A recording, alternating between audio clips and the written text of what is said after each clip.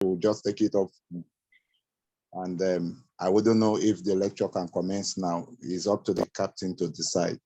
But I got you. Probably after the lecture, I may have one or two more questions to add in line with that.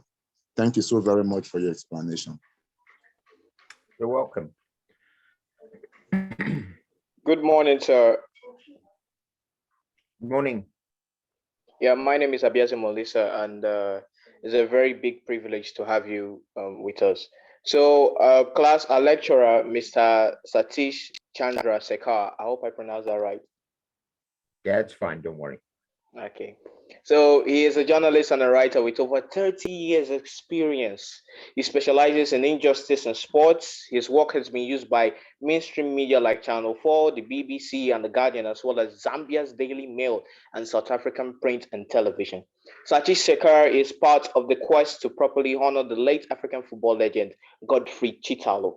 He also highlights the plight of legends, especially those who combated colonialism and white supremacy through their football, and he is a contributor to Segun Odegbami's Sports Parliament. So he's going to be lecturing us on the fourth estate, the importance of journalism. I hope we grab grabs as much as we can from him. He's a very, very great man. Sir, the floor is yours. Okay. Journalism and journalists were called the fourth estate. This comes from the French Revolution. There were three estates or groups that were part of the pre-revolutionary Ancien Regime in France. They were criticized very, very strongly by writers like Jean-Jacques Rousseau, for example, and journalists at the time. That's where they got the name, the Fourth Estate. And it's where the reputation of investigative and challenging journalism came from.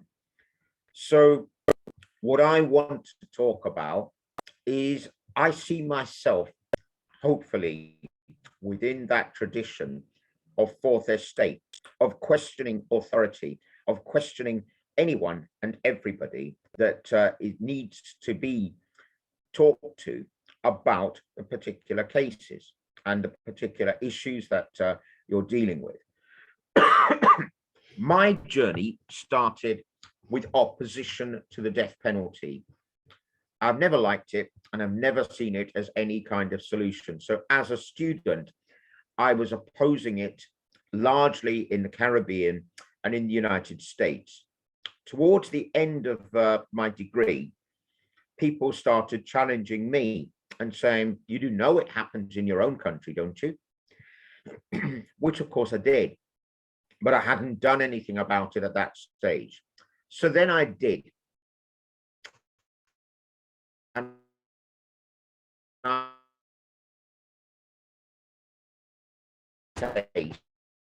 of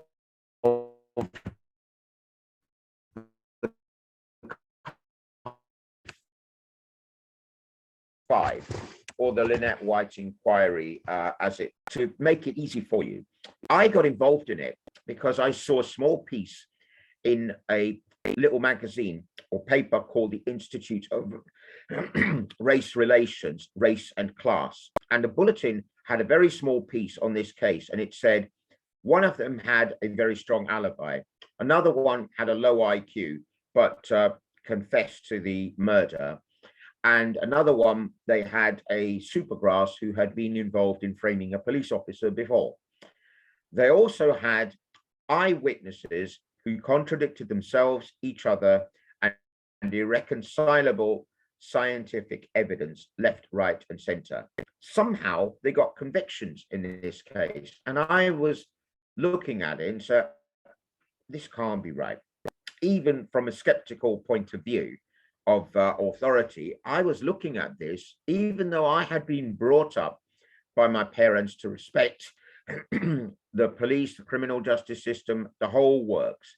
So I wasn't somebody who was naturally skeptical until I went and studied. Then I started seeing things that did not add up, and I didn't like it. I'd been brought up not to like injustice, so I didn't. When I started looking into the case, it was absolutely appalling. There was so much wrong with it. You were thinking, you start asking questions of media. What are you doing with this? Well, actually, they did a fair bit. In the first 2 years after the conviction, there were several articles, there were several media. There were, so for example, the black media took it up first, the Caribbean Times and The Voice. Then it got national attention in The Observer, The Guardian, other ones. It had TV attention with Channel 4's Black Bag, Buttetown, The Bridge and the Boys was the first of the documentaries about it. So it got coverage. It was perhaps the last of the major miscarriages of justice where campaigning made a real difference. But here's the point. Doesn't matter how good a campaign you have, if it's quiet. And that means you have to get the story out.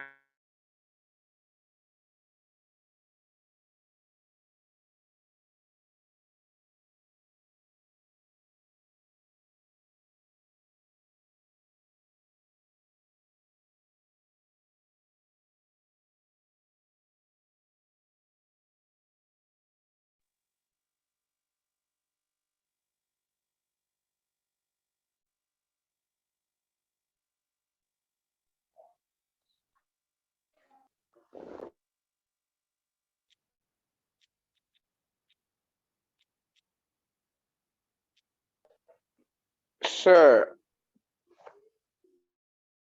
I think we have lost our lecturer. Let me try to get him back on the line. Mr. Mike Cookie, you can take the floor. All right, Captain. I noticed we've lost our lecturer, so try and connect with him. Let's see if we get him as soon as possible. I think, guys, I don't know, but for me, I think this is going to be, I suppose this is going to be an interesting lecture, going from the topic that we're seeing, journalism and the fourth estate of the realm. So I want to urge us to try and rev up as many questions that we can to draw from Mr. Saki's wealth of experience. I see him like an activist journalist, one that fights against injustice and all of that. And I think I have a whole lot of questions I would want to learn from him in this regard. So yeah, is it back now? Hello. Yeah, I'm back now. I'm sorry. Occasionally we have this problem of bad connection. So let me continue again. So essentially you have this situation where people who are victims of injustice, they want help. They want it for free. They want it on their terms, which isn't going to happen. At least with mainstream media, there are organizations now like Innocence Project, for example, which can devote the resources and the time into doing this. You didn't have that when I was dealing with this particular case to start with. So it was one of these cases where they had to fight and fight hard for the attention. It got it because it was one of the worst and most obvious miscarriages of justice you will ever see. And that is because the evidence was just so ridiculous. It begged belief. As I mentioned in the start, there was no scientific evidence against them, not even a single cell of DNA. Now, when I said that, you also have to bear in mind, DNA in 1988 and even in 1992 was nowhere near the tool that it is today. You wouldn't have got DNA from a single cell. You would have required several.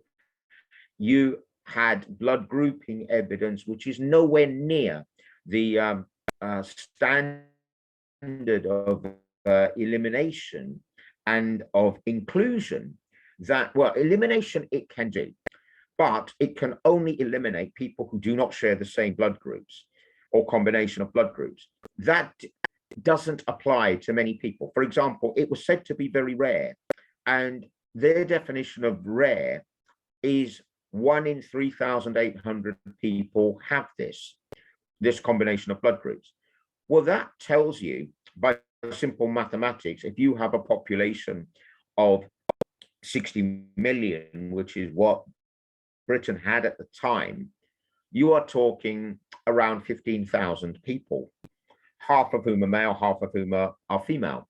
That isn't going to do you a great deal of good. So you have this situation, but you know there's something seriously wrong. One of the reasons you know there's something seriously wrong is you actually had the blood groups of the killer. You had foreign blood at the scene that had to have been shed by the killer. And it wasn't any of the Cardiff Five. And this is where the journalism comes in. This is where your investigative mind and inquisitive minds come in, because now you've got to start explaining this. The prosecution and the police are in an awkward position because it's absolutely clear that the blood grouping evidence is saying you've got the wrong people here. So how do you deal with it? Well, you see something, a pattern that you don't like and you don't accept. And that pattern is they look for an explanation. Hypothesis is more important than the search for the truth. They've got their suspects, they've arrested them, they've got evidence by hook or by crook, and they're not doing the obvious thing, which is every single time you have a case like this, you apply the principle of Occam's razor.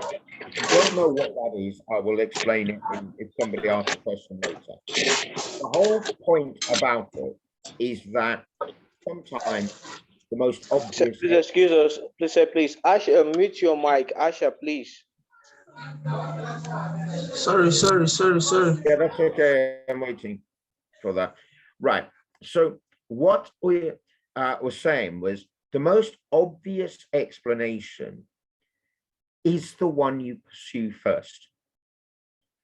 If you eliminate that, it's kind of like, you know, the great fiction writer Sir Arthur Conan Doyle in his books about Sherlock Holmes was saying, and I'm paraphrasing it a little bit, once you have eliminated the impossible, whatever remains is what happened.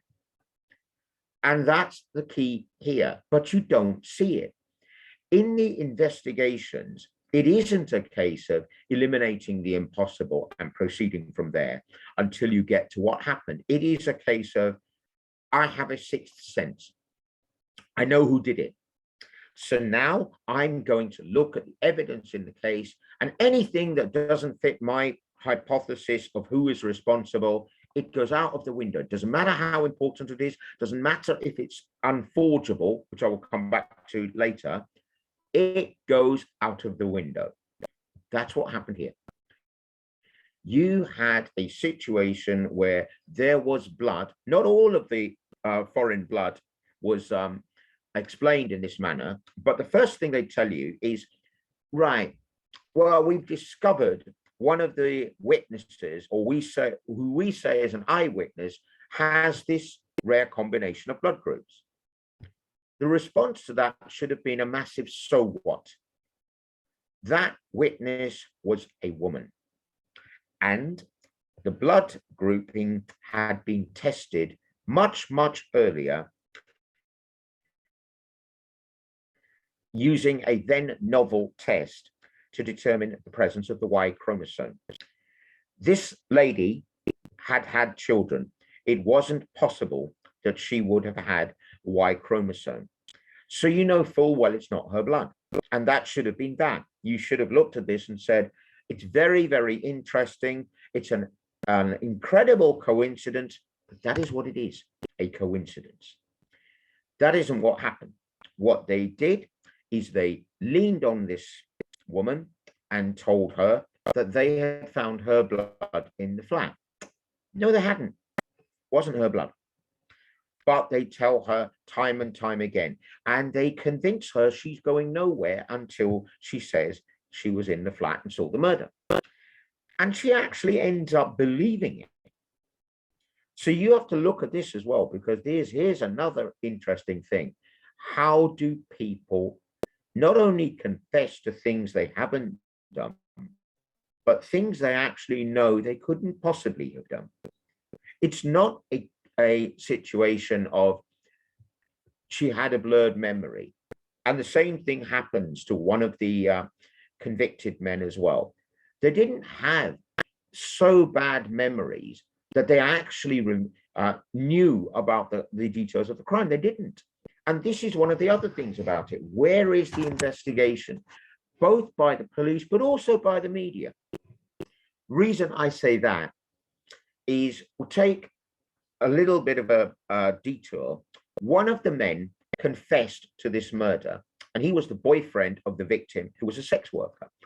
In fact, the witness was as well. Now, the importance of this is the police claim that he was voluntarily confessing. He eventually got so overcome with remorse over the murder that he told them the truth, their truth, but it wasn't the truth.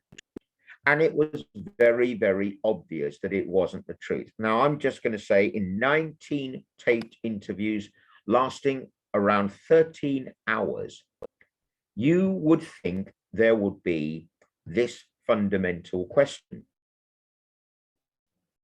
The question is, where did you stab her? You saw her being stabbed several times. Where was she stabbed?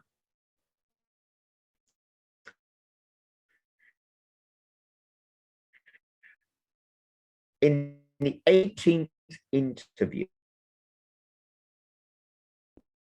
Really? The knowledge you have. You have the pathologist's report.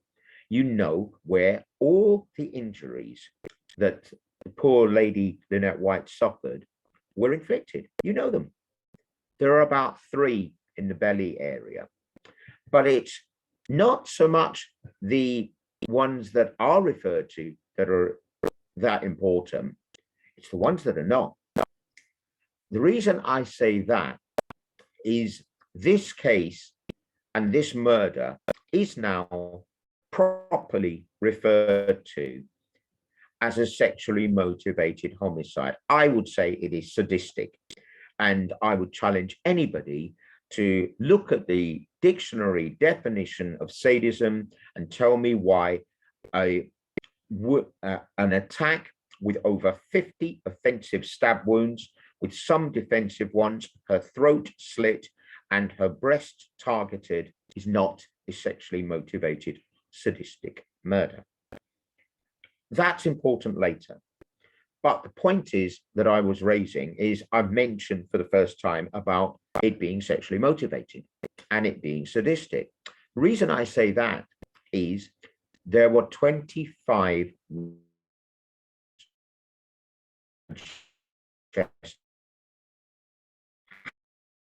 how is it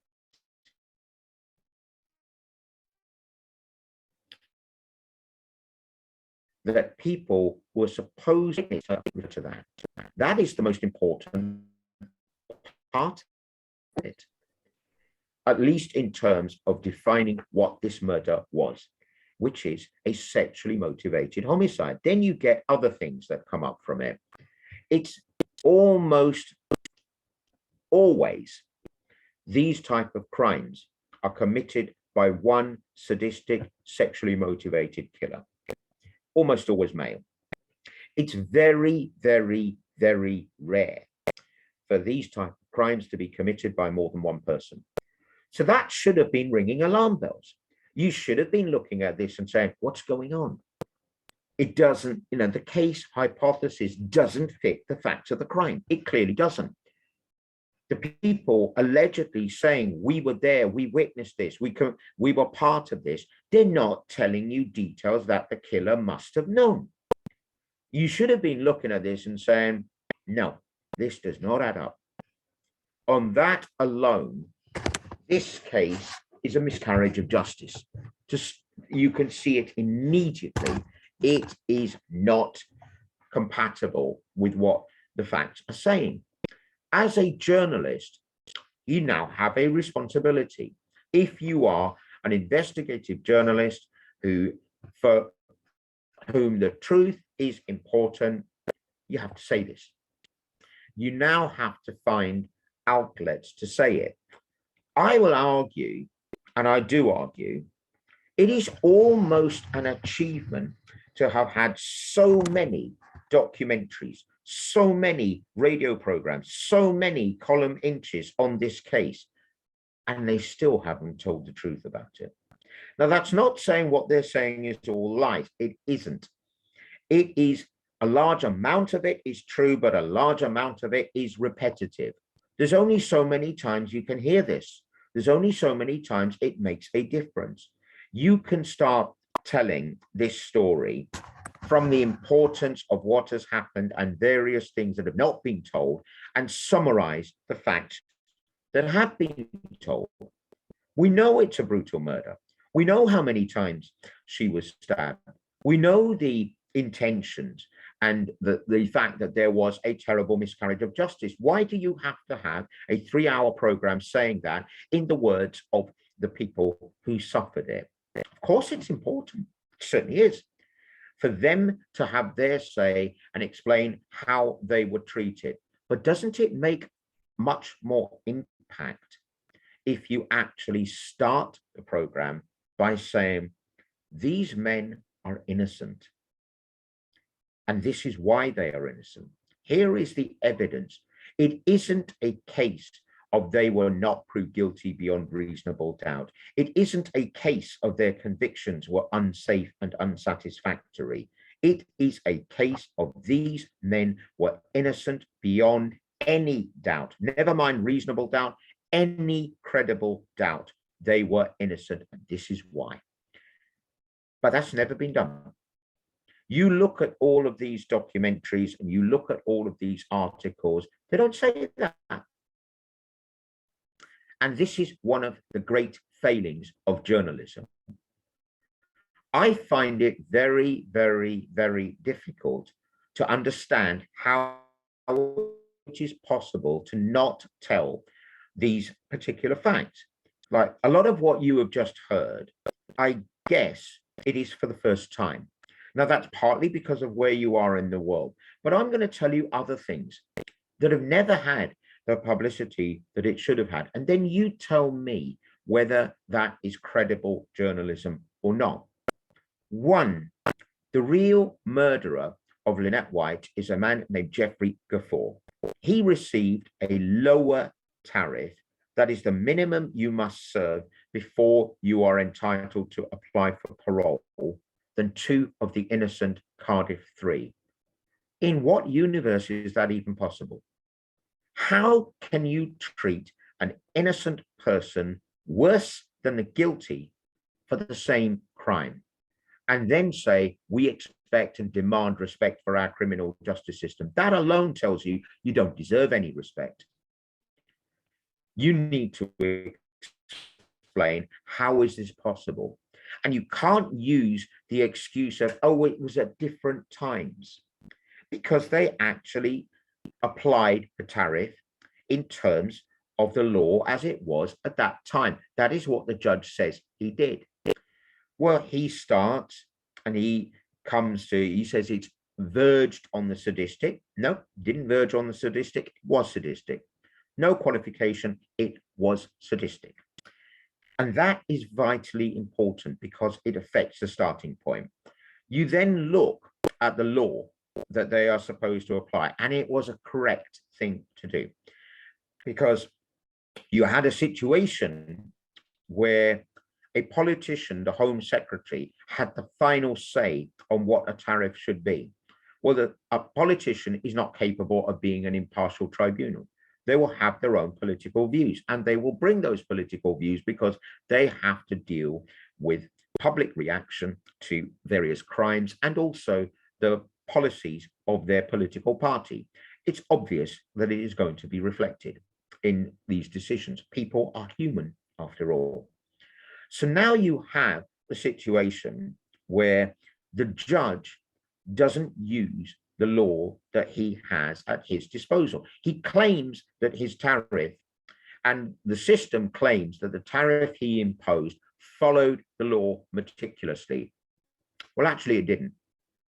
If you look at the first part of Schedule 21 of the Criminal Justice Act of 2003, you will see that it tells you that you can impose a whole life tariff if the seriousness of the crime is exceptional. So it basically says if it's exceptionally serious, the starting point is a whole life order, and it tells you some of the things you can take into account. It doesn't tell you that these are the only things you can take into account. It says you may take these things into account. So the actual important wording is not what you may take into account. It is, do you consider the seriousness of this offense to be exceptionally high? Well, let's think about this for a minute. The day that a sexually motivated sadistic murder with over 50 stab wounds is not considered exceptionally high is a dark day for society, because it's essentially saying this is somehow normalized. This is somehow normal. That level of brutality, that level of viciousness and sadism has become normal in the commission of a murder. Why has nobody said this?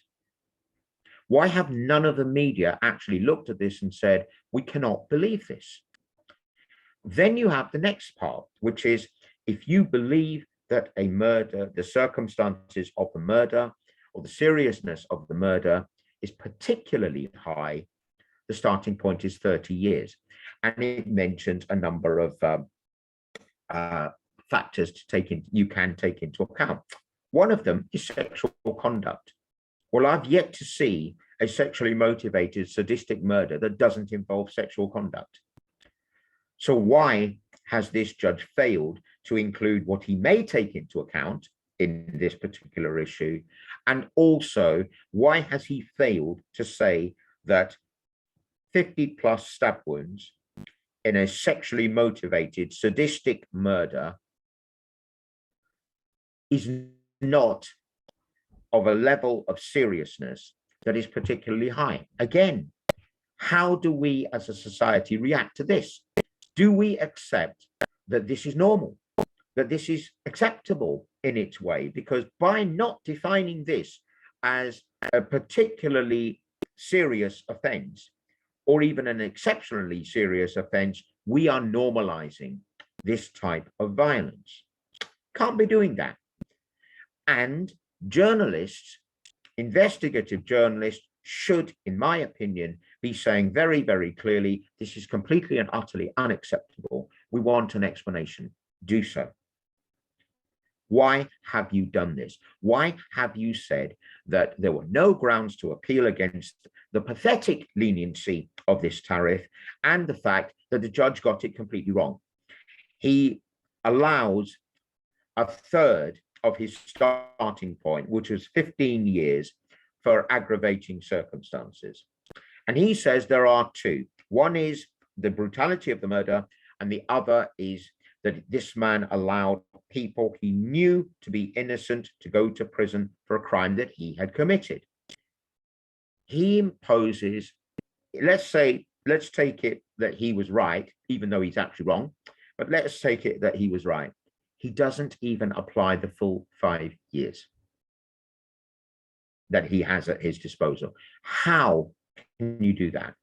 How can you say that the massive and vicious brutality of this murder on its own isn't worth 5 years in aggravating circumstances, and the fact that you had allowed an innocent bunch of people, 5 men, to serve 16 years in total for a crime they didn't commit? They had also destroyed the lives of the family of the victim of the crime and the families of the 5 men accused, and even the whole community of Buttetown, because that community was wrongly accused as well during the trial of the Cardiff 5. It was held somehow responsible. It was blamed for this murder. The only thing it was guilty of is that the murder happened in Buttetown. Could have happened anywhere. The end result is Buttetown was eventually developed out of existence, and this case played a part in doing that. It is certainly something that should have been investigated, and it should have been highlighted by the mainstream media, but it isn't. You don't see Buttetown listed among the victims of this particular murder. And that should be telling you, not only has this murderer committed one of the most brutal murders of its type in Welsh history, not only has he allowed innocent people to go to prison for his crime, but he has sentenced a whole community to death. Buttetown does not exist anymore. There are people still living in the area. It's now referred to as the docks. It's been redeveloped. All sorts of things have happened.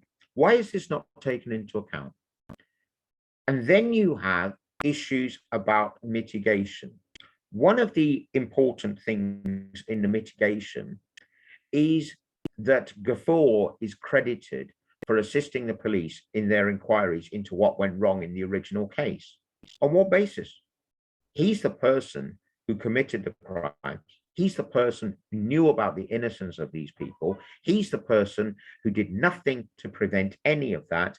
And after they had been wrongly convicted, he was content for them to be blamed and for them to be accused as, there are people who still believe the Cardiff 5 are guilty, and that is impossible to accept for reasons I will come to later. But the key point about it is, why does Godfrey get credit for helping the police with their inquiries when it was his actions which caused the investigation in the first place? Far from being credited, it should have been aggravating circumstances. Then you go back to Schedule 21, and you actually see the judge has got it completely wrong. In Schedule 21, later in there, in Section 8 and Section 9, it tells you that you can take any factor into account as an aggravating factor as long as you haven't used it in the starting point. Well, if you start at 15 years, you haven't included anything in the starting point.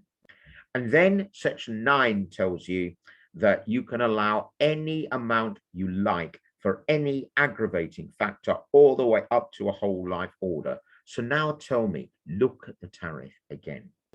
15 years. And he doesn't even apply the whole 15 years. He takes it down to 12, claiming that was the norm at the time. Really?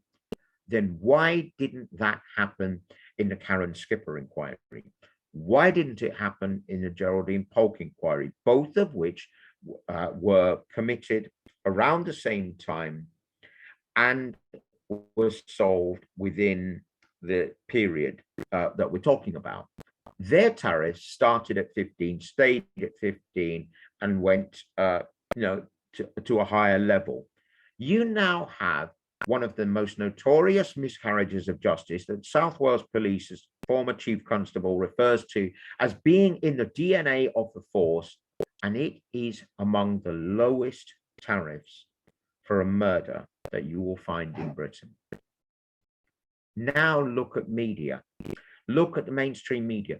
3-hour documentary, A Killing in Tiger Bay. This is not mentioned once.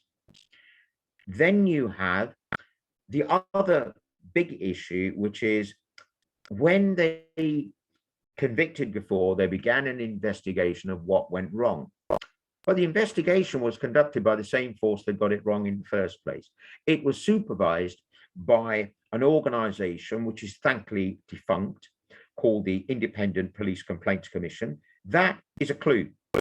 They call themselves the Independent Complaints Commission, Police Complaints Commission. How do they get to define themselves as independent? Isn't that something that their actions should be telling us? Isn't that something that we should see in the course of time, that they have conducted independent investigations and they have got to the truth? Then they can call themselves independent, and it should come from others, not from them. The head of the IPCC supervising part of the investigation told South Wales Police to use this case to restore public confidence in them. What? You're supposed to be supervising an investigation. You're supposed to be impartial and independent in supervising it. You don't have any preconceived ideas of what you're going to achieve from this. Let the case decided on the evidence. Then you have this big problem, which is the case collapses, and it collapses because they didn't follow disclosure obligations as they should have done. The straw that broke the camel's back is a police officer claimed that he had been ordered to destroy documents and that he had done so. Well, actually, he hadn't. It's very doubtful he was even given the order to destroy these documents, but he certainly didn't destroy them. Nobody asks, where's the paper trail? There is the law that they basically use to collapse this trial is the one that should have said, you've got this wrong, because it requires that when you take a document out, there is a paper trail that you've taken it out, what you've done with it, and that you signed it back in again. So these documents should never have been missing. You should have known where they were. Nevertheless, the head of the inquiry is not given the opportunity to say, this is simply not true. I did not order this, and it didn't happen. Eventually, a month after both trials, and I say both because there was a scheduled second trial, were collapsed, the documents turn up in the police headquarters in the office of the head of the inquiry, who finds them. So now you know that when this officer said that he had destroyed these documents, he hadn't. Isn't that the definition of perjury? But there's no investigation of him other than a disciplinary one. Why is it a disciplinary one? This is a criminal offense. And it had absolutely massive implications. The implications are it collapsed the most important police corruption trial over a miscarriage of justice of all time. You had 34 people originally arrested and interviewed on suspicion of having committed offences of either perjury or perverting the course of justice. 20 of them were police officers, and 13 of these officers were charged and faced trial. It simply doesn't happen, except in this case. Then look what happens. It is destroyed. The police, or former police, I should say, who are on trial are allowed to put forward an absolutely scandalous defense. Their defense is they don't care what the DNA says. They accept it. Kafur's DNA is there, so he's involved. But he isn't the real villain of this. He either committed the murder with the Cardiff Five, or they did it separately. He goes first, inflicts only 12 wounds, which are comparatively minor, and she isn't dead after the first attack. A second one occurs. There is absolutely no evidence whatsoever to support this. None at all. There is not a single human cell found there. And you have to bear in mind, by trying to say that Gafour only inflicted 10 or 12 wounds and they were comparatively minor, you then have a seriously difficult question to answer, or you should have. And that question is, if Gafour goes first and only inflicts comparatively minor damage, why is his blood all over the place and there is not so much as a human cell of the other 5 people you are accusing of this murder? Doesn't make sense. In fact, it worse than doesn't make sense. It is the most egregious attack on innocence there has ever been. It is basically saying, if you go and find a real murderer, we're still not going to admit we were wrong. We don't care. In this case, we are right, you are wrong, doesn't matter what the evidence says, they're still guilty. It should have been prevented. There should have been a requirement that you prove that your defense is at least credible. This normally happens. The scientific experts meet each other and see if they can reach agreement on what the scientific evidence is saying. Well, I defy to find any scientist, credible scientist, who would support this nonsense. And then you have this other issue. Let's say somehow these people, these former police officers, actually believe the Cardiff Five were guilty of the murder of Lynnette White. Let's say they believe this. Why are they only saying it in the protection of a court? Why are they accusing them without legal representation, without any rights whatsoever, and even taking away the last crumb of comfort, the defamation laws? By refusing to say this outside of the protection of the court, they are not only very bad people for having done what they did, they're cowards. If you believe they committed this murder, say it outside the court of the protection of the court, where you can be sued for having said it. It's telling. They always say, like, innocence shouts to be heard. The guilty take the right to silence. Isn't this doing that? Why are they not being questioned about it? And if they won't answer the questions, why isn't this being put forward by media of essentially saying, we've looked at the evidence, it doesn't add up. We've looked at your defense, it doesn't add up. Justify yourselves. You're not going to get an open platform to spout something that is absolutely untrue until you provide evidence that we can believe. So far, you've done the complete opposite. And the criminal justice system has allowed you to get away with this. The political parties have allowed this to happen. This is where journalism comes in. But it is telling how many media outlets have done anything about this. Now, you can look at this and say, oh, it's just that one case. It isn't. The implications of this apply throughout criminal justice systems. This is the blueprint for never taking responsibility, for never being held accountable. And that's the key point. That investigation was supposed to be about police accountability over a miscarriage of justice. The end result is the absolute opposite has happened. And media is complicit with this. Mainstream media hasn't told the full story. Why not? Isn't this a matter of public importance? Isn't this something that media should be informing people of, letting them make their own decisions and hopefully producing changes? It's too late to turn the clock back. Can't take away the murder of Lynnette White. We can't take away what she went through. We can't take away what her family went through. We can't take away what Cardiff Five and their families went through. And we can't take away what society has gone through. What we can do is say, and mean it, never again. We're going to learn the lessons of this.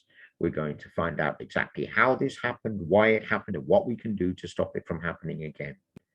That is a role media, mainstream media in particular, should have a high involvement in. Instead of that, you didn't hear any of this. You have 3 hours in a killing in Tiger Bay, and it doesn't mention what happened in the police corruption trial. It mentions small parts of saying that they were acquitted. It doesn't go much further than that. That's not the job of the media. You cannot tell me in 3 hours of television time, you don't have the time or resources to tell this story. It's much more important. People know there was a terrible miscarriage of justice. They know about the Cardiff 5 case. They know the impact that it has had on the victims of that, and it has every right to say that. But it doesn't talk about the families. It doesn't say what effect the children have had to go through. And that's something equally important that should have been told. It wasn't. So the point is, you look at this, you look at the coverage of this particular case, make it a case study, do a dissertation on it, ask yourselves, what is the role of media in this? And media is a big term. It doesn't just mean the Guardian, the BBC, or any other big media. It means all of them. Now it includes social media.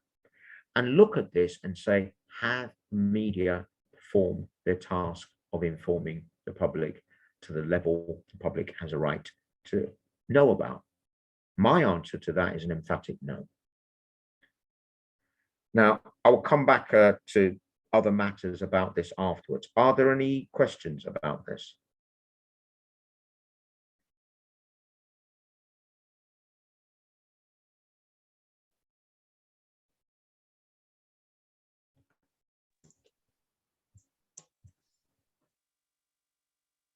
Class captain, Anyone? can you take up question? Okay. Yes, I can. Okay, so it's quite an interesting lecture so far. You've spoken extensively. I have a couple of questions I would want to ask as we proceed on. But my first question would be, as an investigative journalist, how do you ensure that your security and your safety is being protected and guaranteed while you are at your job, without necessarily exposing yourself to the hazard of trying to do that? How do you ensure that your security is protected? Well, the short answer is you can't. If somebody wants to get you badly enough, they will find a way to get you. The best way of protecting yourself is by people knowing what you're doing, by it becoming clear what you are investigating, why you are investigating it, because people will see and immediately leap to conclusions if anything happens to you. But it will give a starting point for investigations. Now, there have been a number of cases where investigative journalists who are high-profile investigative journalists have been murdered because they have been looking for the truth. They have been exposing people who did not want to be exposed, and they have paid the ultimate price. One of the things you have to do is make sure when these things happen, they are exposed and exposed properly, because the protection of journalists is something that should be valued very, very highly. It is something, and not just journalists, anybody who is investigating wrongdoing needs to be protected. To give another example, and it's not what you would think of, look at whistleblowers and the treatment of whistleblowers. It's practically criminalized to blow the whistle. Why? The public should have a right to know when things are being done wrong especially by people elected by them. You shouldn't have any protection of being able to bully people into not investigating. Look at the use of the defamation laws. One of the major things about it is the abuse of it by the late Robert Maxwell. What he used to do was threaten to take anybody who said anything he didn't like about him to court. While he was alive, people knew he would do this. That's the reason that his offences didn't come to light sufficiently, with few exceptions, until after his death, because you cannot libel the dead. And that is, or defame the dead, even. You can't do it. So the protection is the amount of publicity, but you also take other protections for yourself. Don't do things stupid. Don't put yourself in particularly dangerous situations where things can happen to you. You have to make sure you take some responsibility for your own protection. I was never sort of seriously threatened by anybody, and that's up to them. If they had been, would I have stopped? No, I wouldn't. Sometimes, as the late Dr. Martin Luther King said, if you haven't got something worth dying for, your life isn't worth living. So it is a case, for me at least, that this has to be exposed. It has to be highlighted to the best of my ability. I hope you will do the same, and I hope you will all be perfectly safe.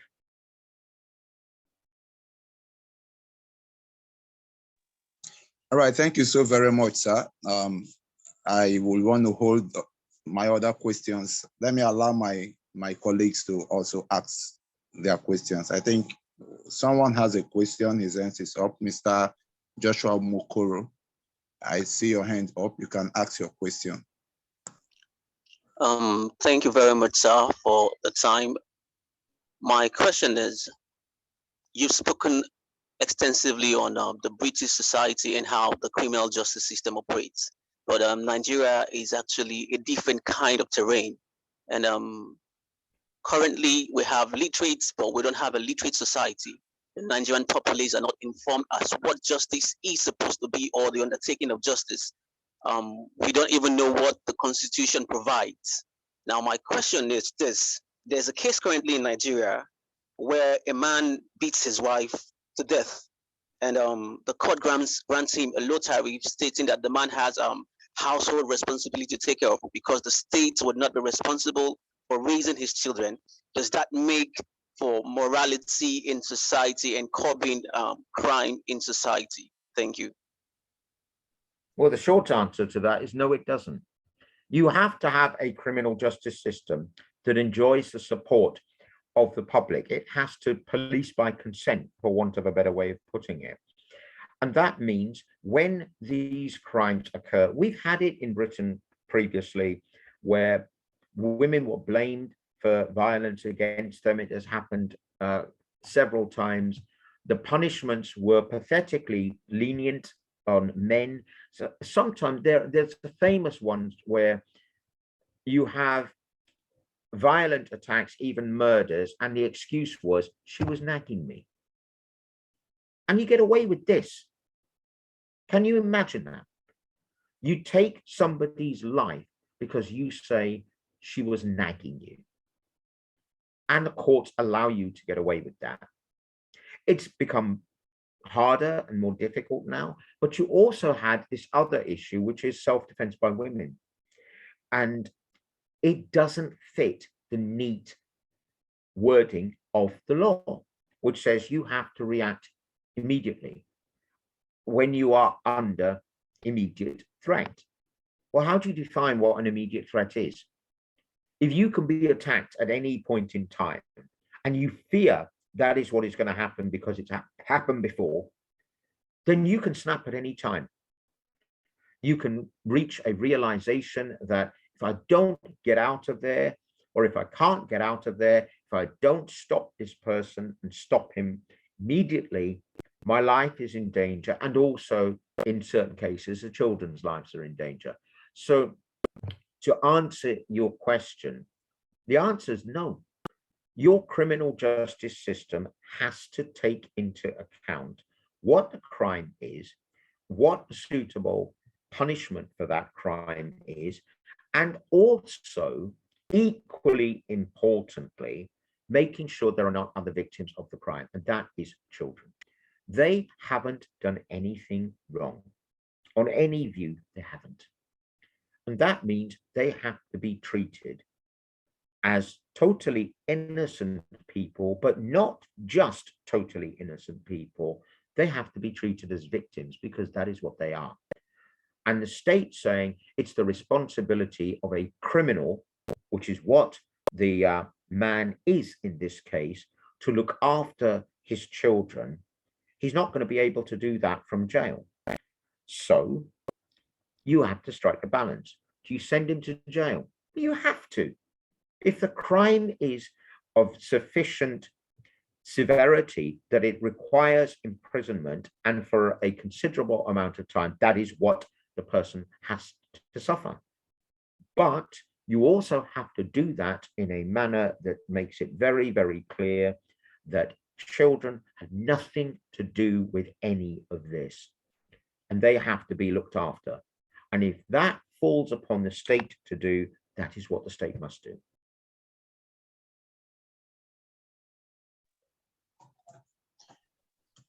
Okay, thank you very much, sir. You answered the question quite well. We hope our state takes a lead from this and try to correct some anomalies in the justice system.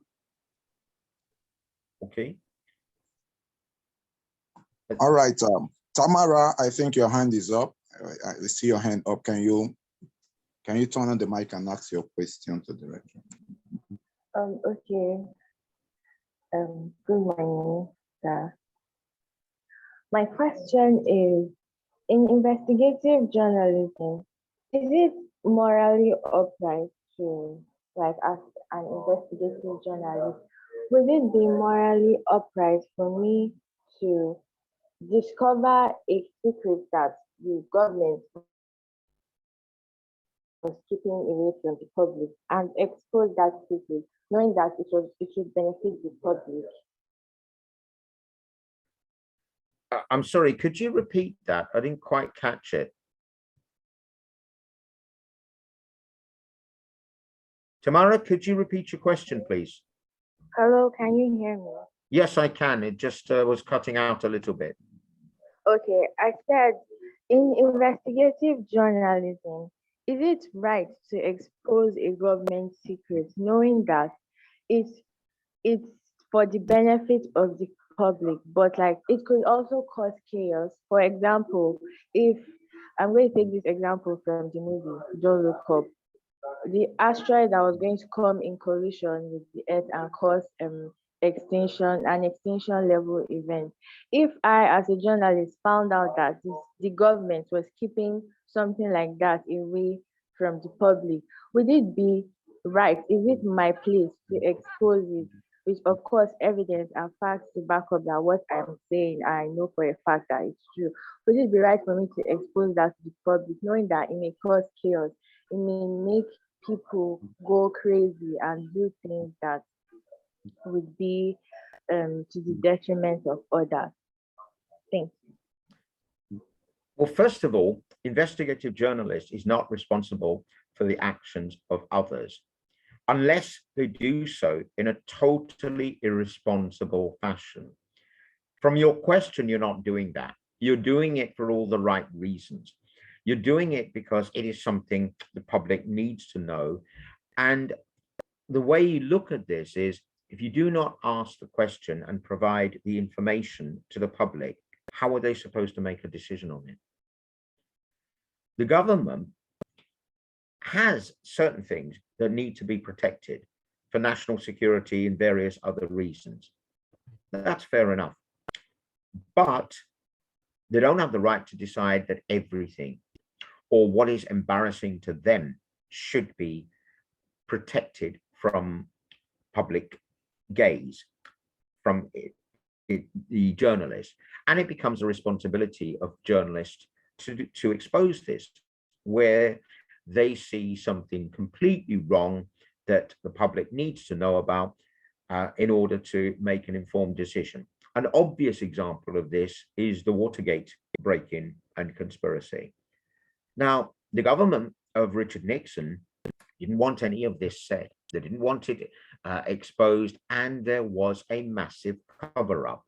And look at the effect of that cover-up. Did Woodward and Bernstein stop their investigations? No, they didn't. They found a source who could verify what had happened at the Watergate building, and they exposed the story. It brought down the government of Richard Nixon. Should investigative journalists look at this and say Woodward and Bernstein were wrong?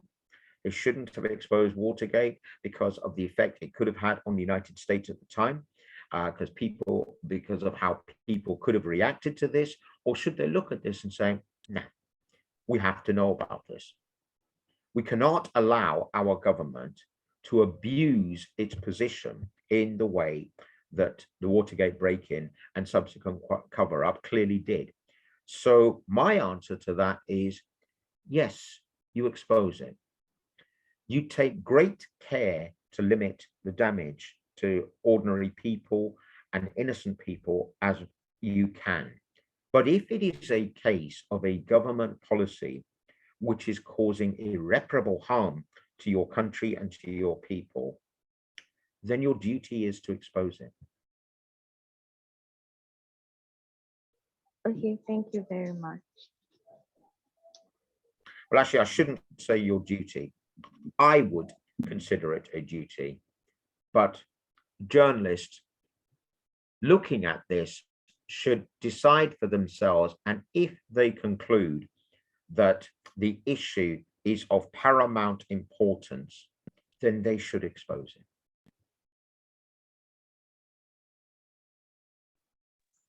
Okay, thank you very much. All right, thank you so much, sir. I may just wish to, may I just do a follow-up question to the question asked by Tamara, because it's important that those things are clearly defined, sir. Most times, some journalists will not want to expose stories that are beneficial to the public because of their personal safety. So I want to know, sir, in UK, what's the legal framework? Are there laws that protect investigative journalists as a core, shielding them from attacks and insecurity in course of wanting to expose stories that will be beneficial to others? Not in that way. It's not defined that you have a right to safety because you are trying to expose an injustice. You have rights to safety anyway as a normal and ordinary citizen of any country. That is a legal right, to be free from harm. What is interesting is that there are certain protections for journalists exposing injustice and wrongdoing. Journalists can do it with legal protection, whereas other people can't. For example, if you look at the role of a journalist and you look at the role of the whistleblower, journalist is protected.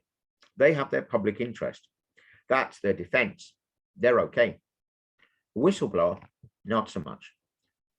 Whistleblower can, if they are identified, they will be arrested and they will be prosecuted, and in certain conditions, they will go to jail, or even worse. The journalist, the pressure the journalist is going to be under is to name the source. Don't.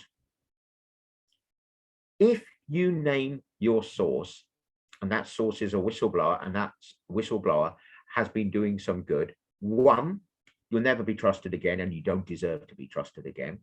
And two, you will have an effect on whistleblowing. You will make sure that people don't blow the whistle, because they will look at it and say, one, I'm not going to risk my personal safety and my liberty by trusting somebody I can't trust or don't know that I can trust. And two, the second issue I'd actually just raised is, who's going to trust you when you blow their cover? Somebody comes to you with an important story and they're putting themselves at risk, and you name them. And you name them knowing that they're going to be arrested. And they could end up in prison or worse. Why should anyone trust you after that?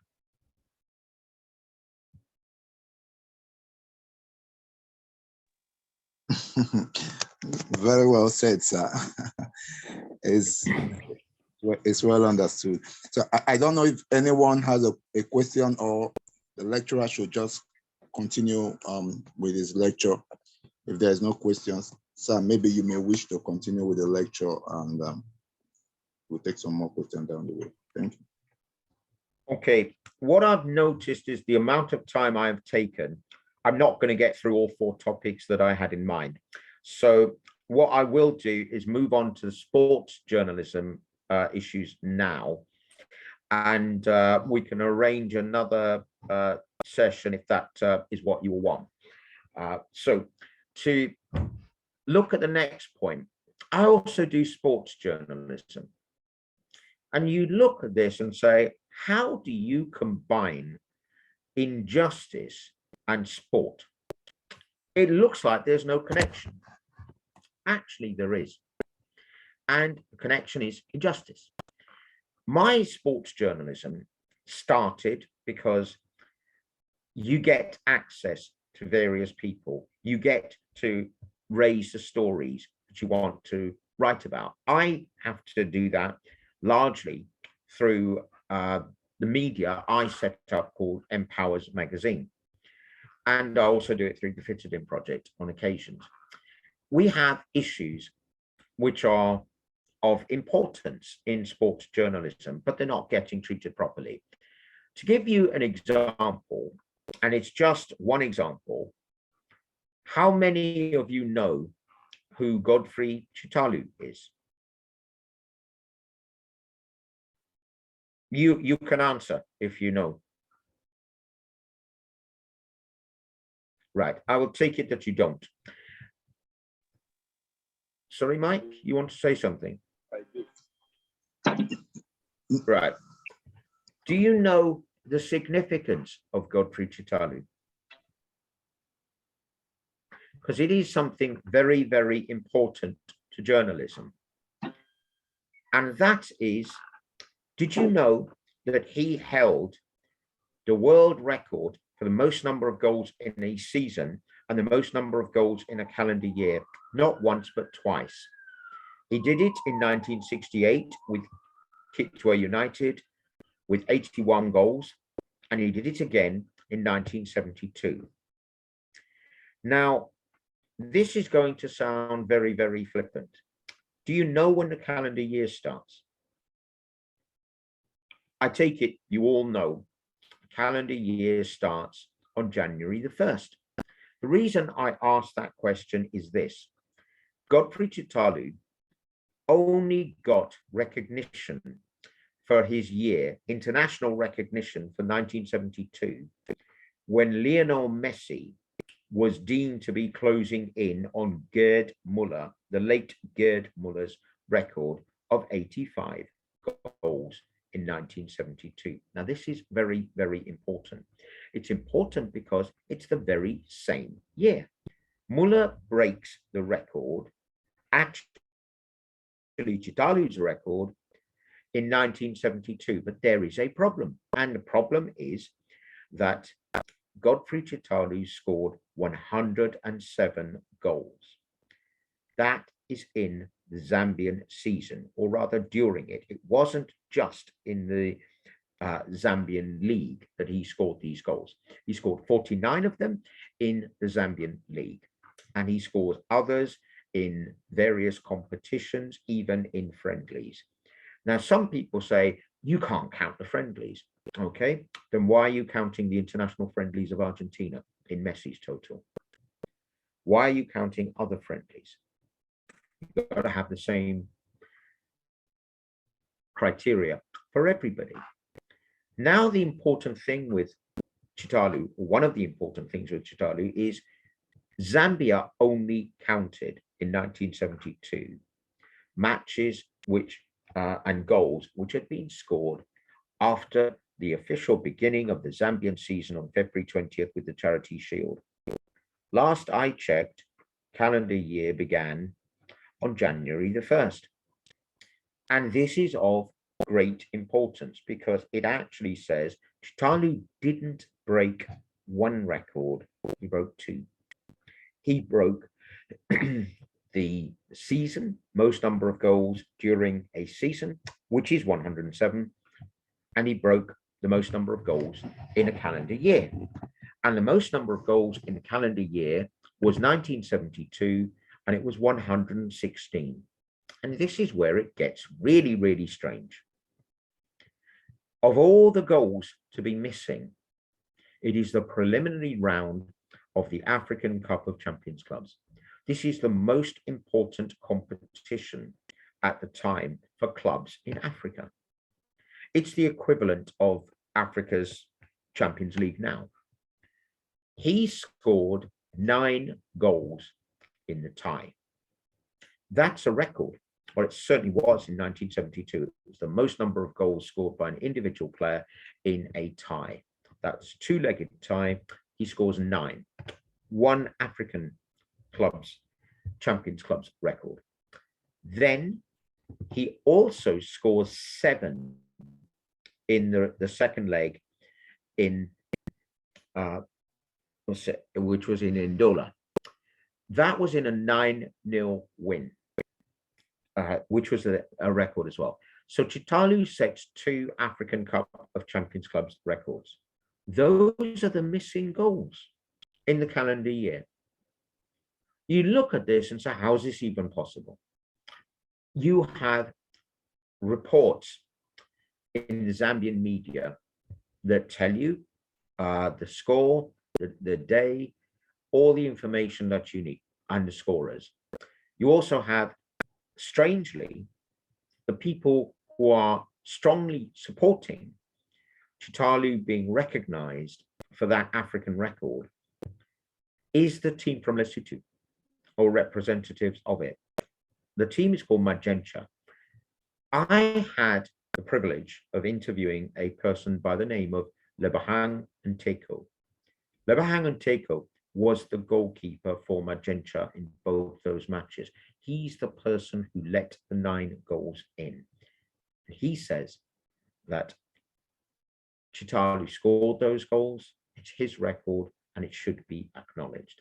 So you even have the man's opponents saying he must be properly recognized. I've known this for quite a long time. I have got an exclusive interview with Nteko, and it is interesting, the state of African journalism. And the reason I say that is, in 49 years since that match, I'm the first person to have gone and interviewed him. I'm not Zambian, I'm not African, but I'm the one who got the interview with him. What does that tell you about African sports journalism? Even after I get this interview, they still haven't told this story properly. It still hasn't been acknowledged by CAF. It still hasn't been acknowledged by African football. Why? The importance of Chitanu, or one of the great things about Chitanu, is you will all have known about the state of African sports journalism and record keeping. It is terrible. Largely, you don't have the records that you want. You have to know where to go, you have to know where to look, and you have to hope that they've been stored somewhere. Chitanu is the exception to this. His 1972 is the one time you know when the matches took place, you know what competition it took, it happened in, you know where it happened, you know who scored, you know what the scores were. All the normal information that you need is there. It's the one time Africa can say this, but Africa doesn't. They don't actually say, you know, you keep demanding that we provide records.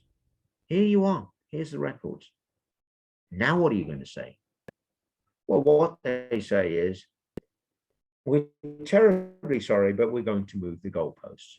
Now it is a question of FIFA doesn't keep records of individual goal scorers because we are responsible for 211 federations. We don't know who holds this record, so we don't acknowledge it. Well, there are 2 things wrong with that, actually more. First thing that's wrong with that is, why didn't you say that before it became clear that Godfrey Chitanu held this record and that there was evidence to prove that he did? 2, everybody else from the era before television, how did you verify their records? Why did you never say that it is exactly the same? It was newspaper reports. It was word of mouth.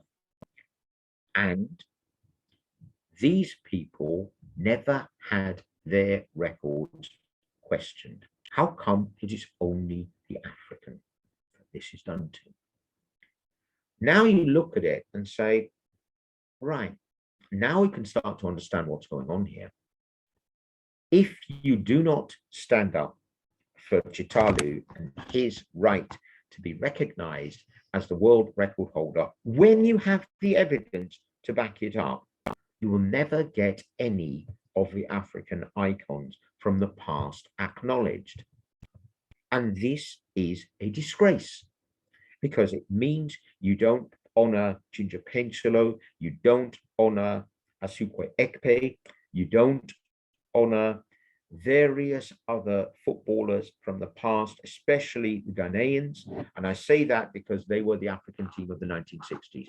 This was done in an era where you didn't have proper record keeping. So now this is the task of investigative journalists.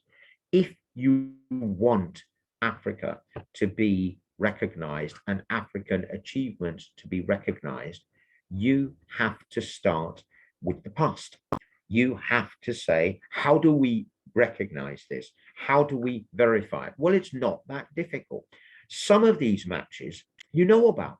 For example, Salif Keita, the Malian great, he is credited with the most number of goals in African's Champions Clubs competition for a year, for a season, and that is 14.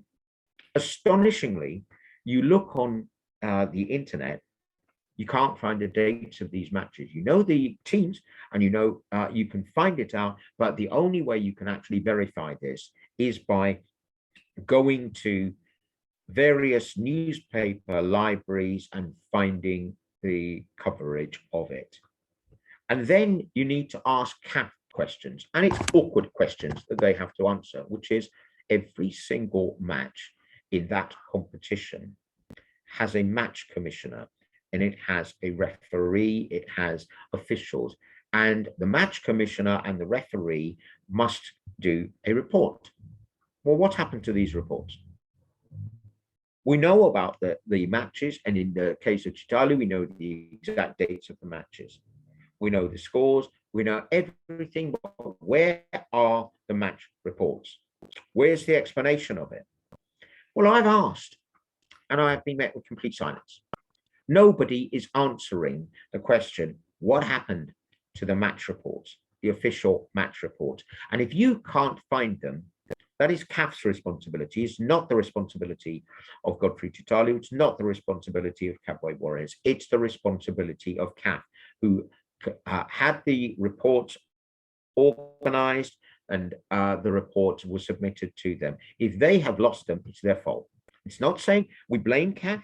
It may well be that the reports were lost forever in a disaster at their headquarters in the early 1980s. That's not anybody's fault, but you have to deal with the situation. Is there any credible doubt that Chitanu scored those 9 goals in that tie against Magenta? My answer to that is absolutely not. You have newspaper reports of it, and you have reports from both the surviving Kabwe Warriors players and also from Magenta and Lesotho as well. There, in actual fact, the current technical director of was 8 years old when Lesotho's champions, Magenta, played against Kabwe Warriors at the National Stadium in Maseru on the 23rd of January, 1972. He was in the crowd and he was 8 years old. He went away from that match impressed by Chitanu, as did a lot of other people. Chitanu actually scored one of the great goals in the competition. Magenta had just taken the lead again and were leading 2-1. They were celebrating. The team was celebrating. The crowd was celebrating.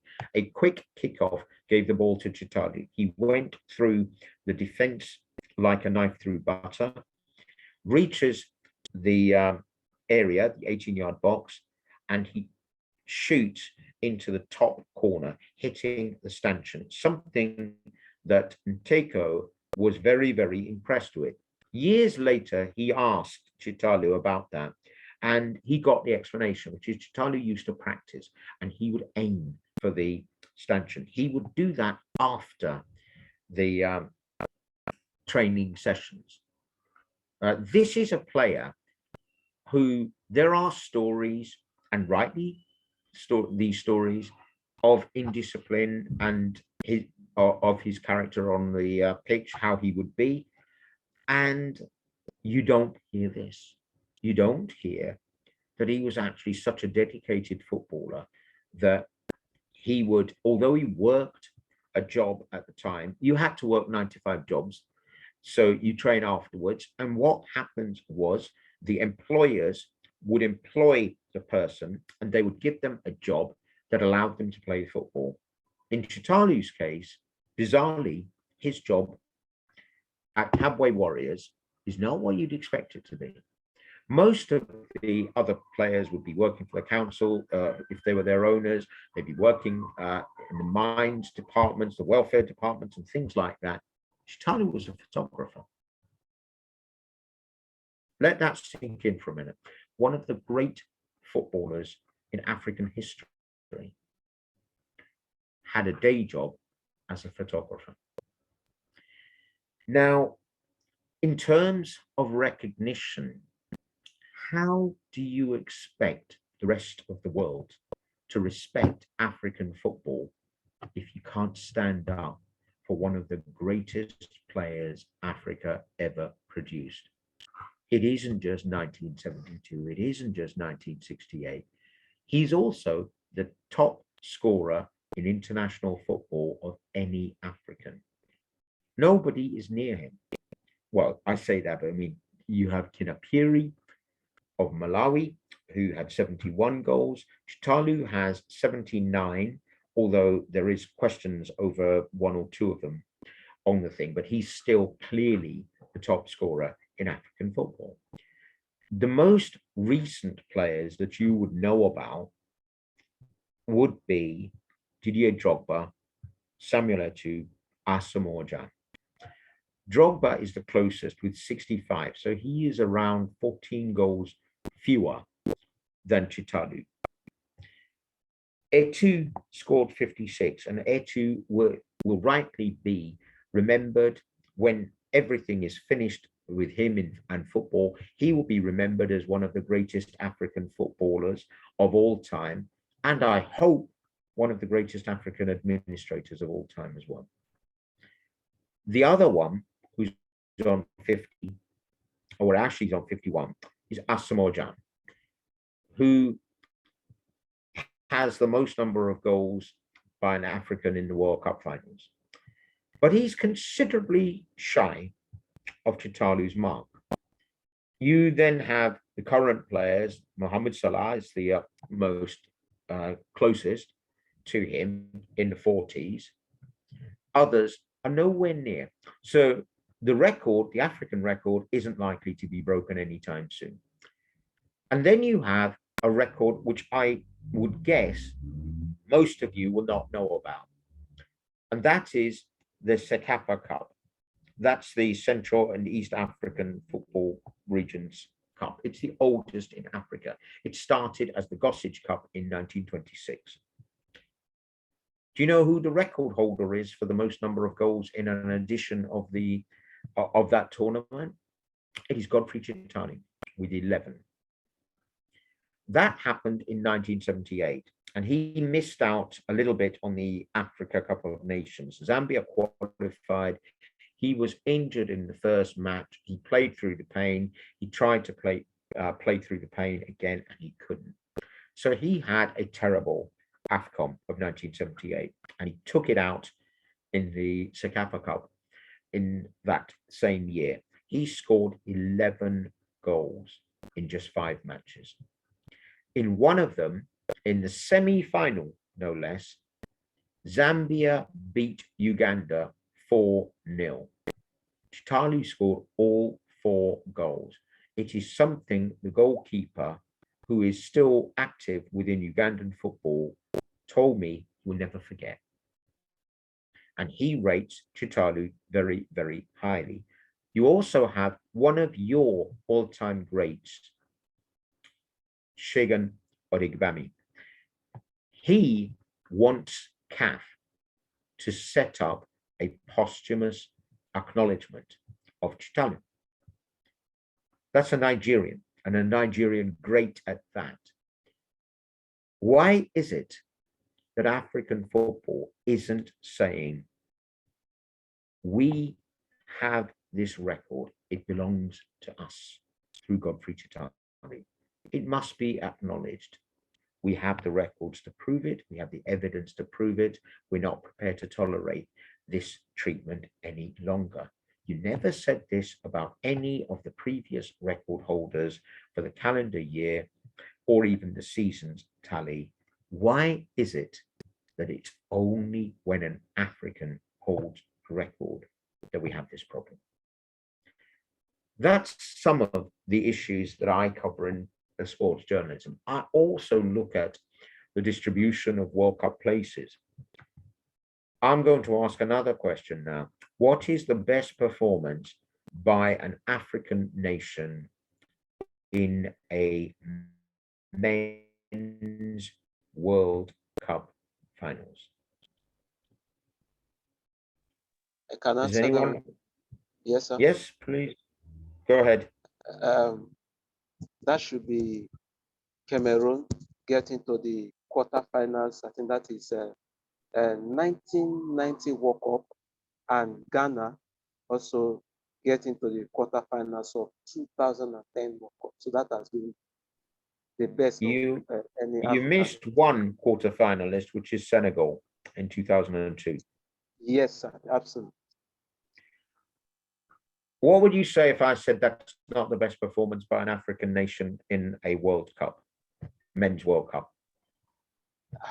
I don't know, but based on my records, I think that should be. But I've never seen any African country surpass that stage.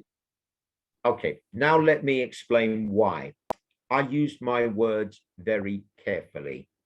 I said a men's World Cup. I didn't say a FIFA World Cup, even though the one I'm referring to was organized by FIFA. I'm talking about the unofficial World Cup, which is actually more competitive than the 1930 World Cup itself.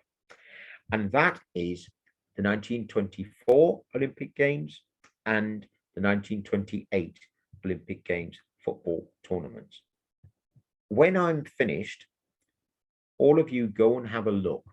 Look at the competitors in the 1928 tournament and compare them to the competitors in the 1930 World Cup. Then come back and tell me that the 1930 World Cup was more competitive than the 1928 Olympics. You will not be able to do it.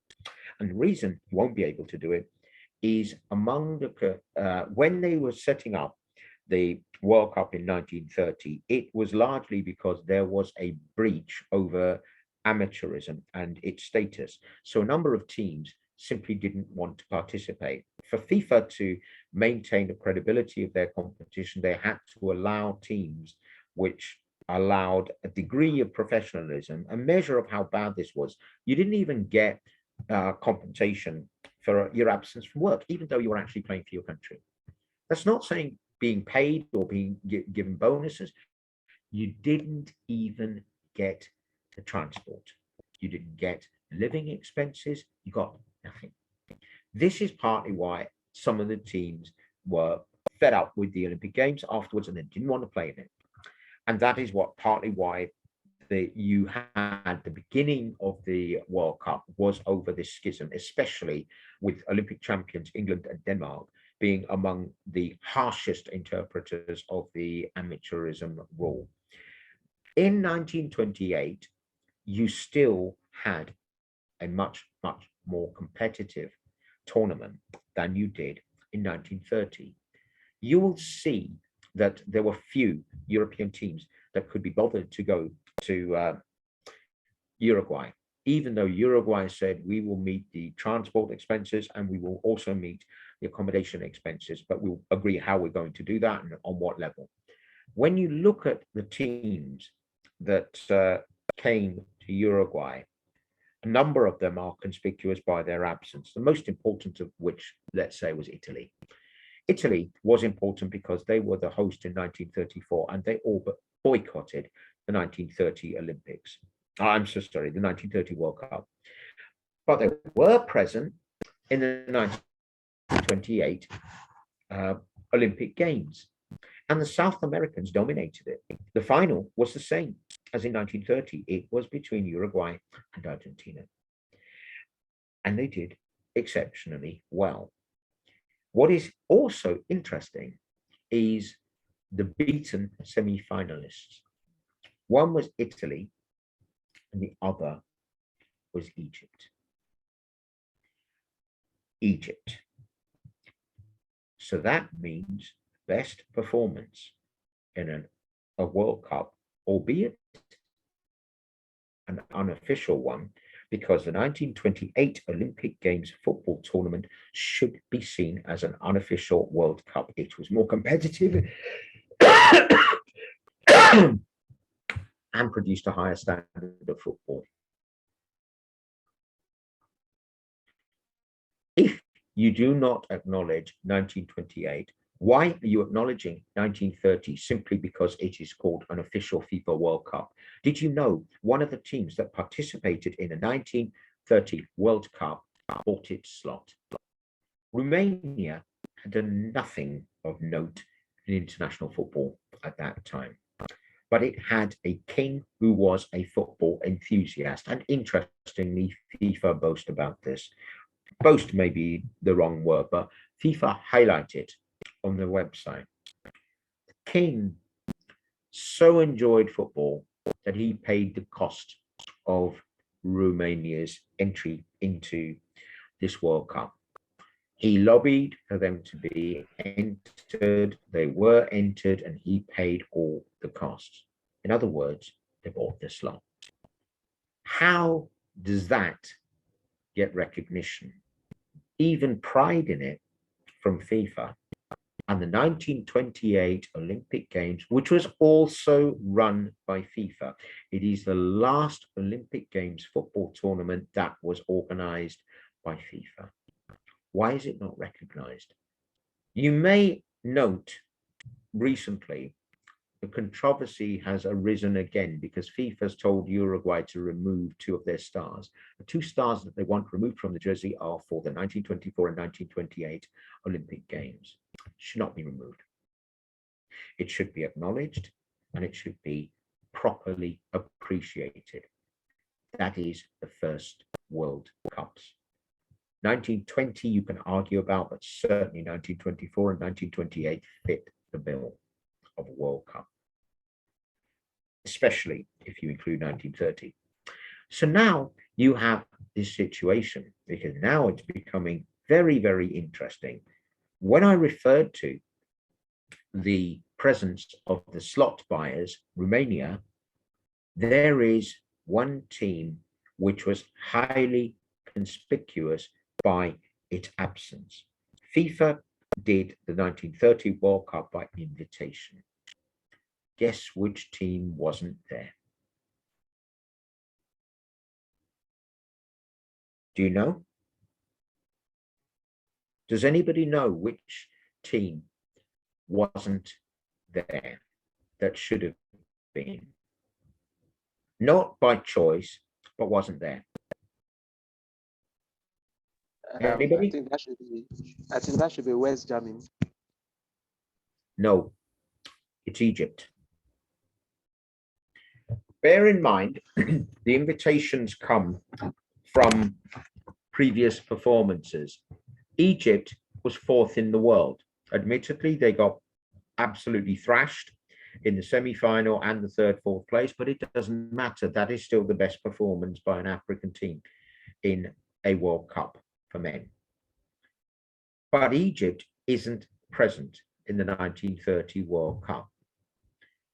Eventually, people start saying, what's going on? You claim, you said you had invited the best teams based on performance for this World Cup. Where's Egypt? Why weren't they there? Years later, FIFA claimed the reason Egypt didn't go was they missed the boat, literally. There was supposed to be a connection in Marseille, and Egypt didn't arrive for that connection. But, and here's the investigative journalism part of this, where's the ship's manifest? If this is actually true, you would have the weather report showing that there was choppy seas and between Egypt and France, and that they could not get across. You'd have the weather report at the relevant time. You'd also have the ship's manifest showing that they were actually booked on this ship from Marseille. And you would have telegrams or equivalent of it, whatever the method of communication was between Uruguay and Egypt, and also FIFA. Nobody's ever shown the records of this. And more importantly, who's asking the questions? Who is actually saying, you say Egypt was invited. Where's the proof? Where's the records? Is it in the FIFA museum? Is it in the FIFA archives? Is it in the Uruguayan FA? Is it in their archives? Is it in, well, we know it's not in the Egyptian one because of the disaster in the Egyptian FA that pretty much destroyed a lot of records. So even if it was there once, there's a very good reason for it not to be there now. But then you have all the companies. Where are the records? Also, it might sound a bit petty on this. If they were booked on this and they missed their trip, if they were provided with accommodation, did they get paid for it? And if so, where's the record? Because you should have a financial record of the bills being paid if you have to pay it. You should have a record of the reservations. Where are they? So now you have this situation of the fourth best team in the unofficial World Cup in 1928 not being present in 1930, and not from their choice. Italy doesn't have an excuse. Italy chose not to go. And disgracefully, while the team didn't go to Uruguay to play, agents did. Agents went there with the specific purpose of scouting Argentina players, in particular with Italian origins, to try to recruit them for Italy. This is the Oriundi.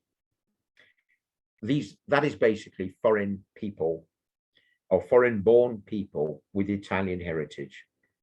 They were allowed to play for Italy, and some of them did in the 1934 World Cup. Why wasn't Italy sanctioned for this? It seems, I mean, although you could represent more than one country at that time, this seems pretty despicable.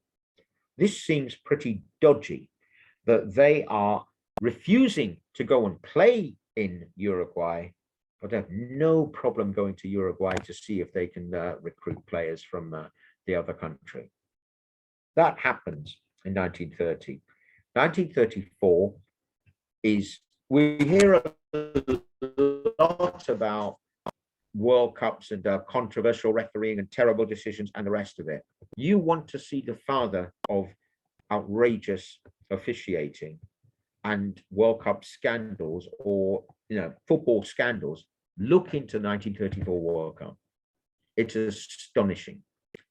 You have the referee in the final having dinner with the dictator of the host nation the night before the World Cup final.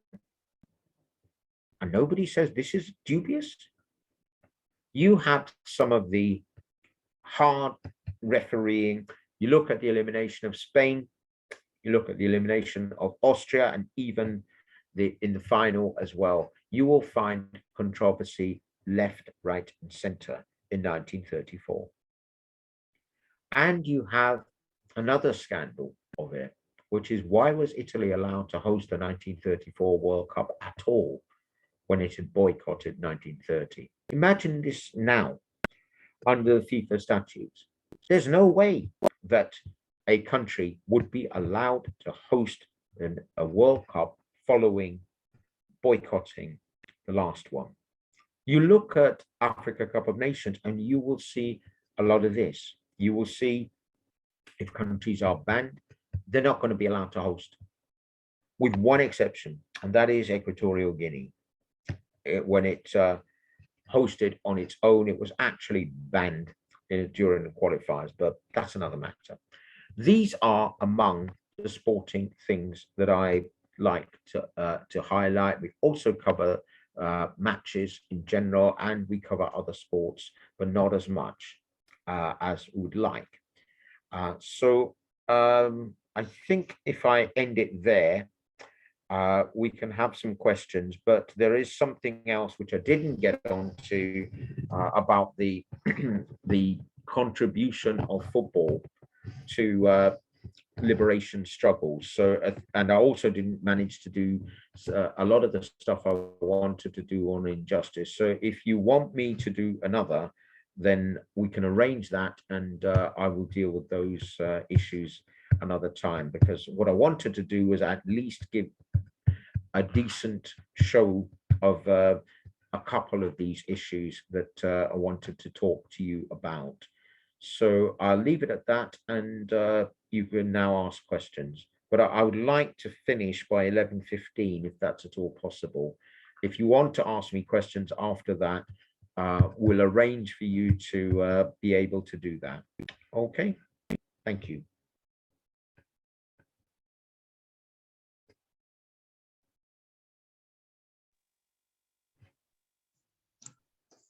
Okay, so guys, let's have our questions for our lecturer at this point. If you have a question you want to ask, okay, so indicate by putting up your hand, so you be given the opportunity. I think you've spoken a lot, and so let's ask our question. Please, you have a question, and you may wish to want to ask now. Anyone?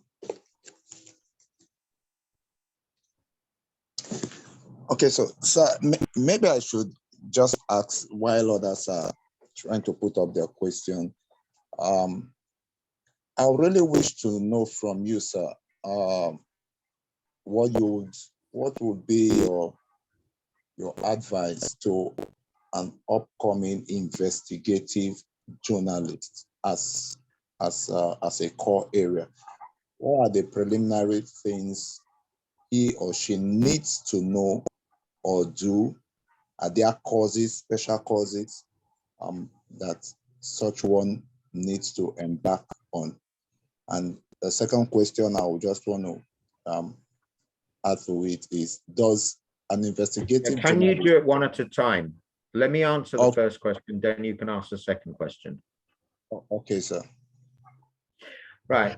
To answer that question, each of you will have your own issues that you care about. Nobody should be telling you what you should be investigating. You should already know what you want to investigate. One of the problems you will have is what I had suggested previously, which is you need to find media that are going to allow you to do the investigation that you want to do. Now, I don't blame mainstream media over the Lynnette Whiting inquiry in particular for not achieving what I did, because you have to put a ridiculous amount of time and a ridiculous amount of resources into it. No mainstream media will do that. They will tell you, this is what the story we want to investigate, this is the timescale, this is the budget, and that'll be that. So you will have to make compromises if you are going to do your investigations through mainstream media. Also, the desire of these media to do these programs is few and far between. What you can do is have the best of both worlds, and that is you get yourself a job that covers your expenses and your cost living, basically, and you do that. And the other things you investigate yourselves, because you can release it through social media. You can have your own website, you can have your own other areas that you can highlight various issues on. And that's what I suggest you do. because you do need security of employment.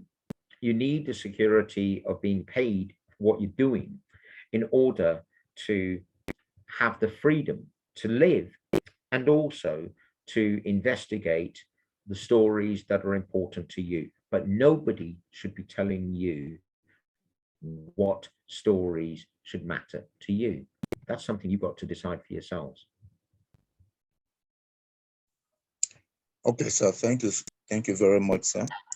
Itari Tangod, I think I see your hand up. Maybe you may wish to ask your question. Okay, Mr. Sekar, I want to ask concerning FIFA, awards. Many times, I don't know, personally, I think that I've seen some injustice concerning those awards. So as a journalist, when you see such injustice, do you go as an investigative journalist or you approach it as a whistleblower? Well, I'm not a whistleblower on that particular issue.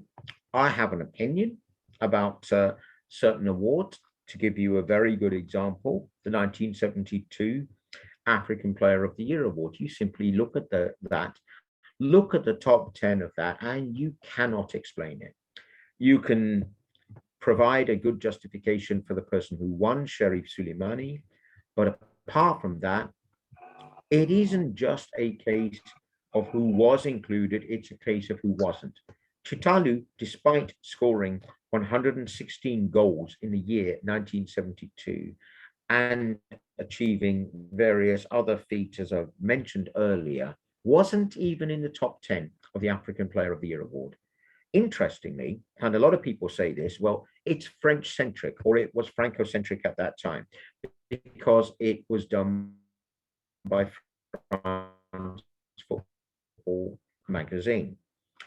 Well, among the people who weren't included properly in the 1972 awards were the winners of the Africa Cup of Nations that year, with one exception. Noel Minga was equal 10th, but he wasn't the best of the Congo players. And I'm going to clarify this because there are two Congos. I'm talking about the French-speaking Congo, former Congo Brazzaville.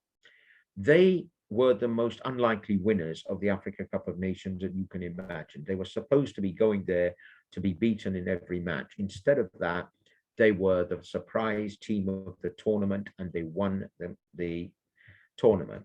Among the people who are not included in the African Player of the Year award is Mali's top scorer, Sheikh Fantamadi Keita. Also not included in the top 10 is Jean-Michel Mbono. He's the second highest scorer with 4 goals. He scored 2 braces and he laid on what would now be called an assist for the cup-winning goal. He wasn't in the team of the tournament either. The player of the tournament was Francois Mpele, and he played in France. He is the player of the tournament, and he scored the AFCON winning goal. He's not included in the African Player of the Year 1972 top 10. So you have a situation of Charlie's not included, Mbono's not included, and Mpele's not included. And you look at this and say, how is this even possible?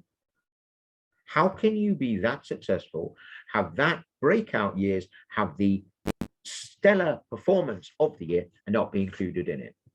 Then it gets even worse. You asked me about investigative journalism.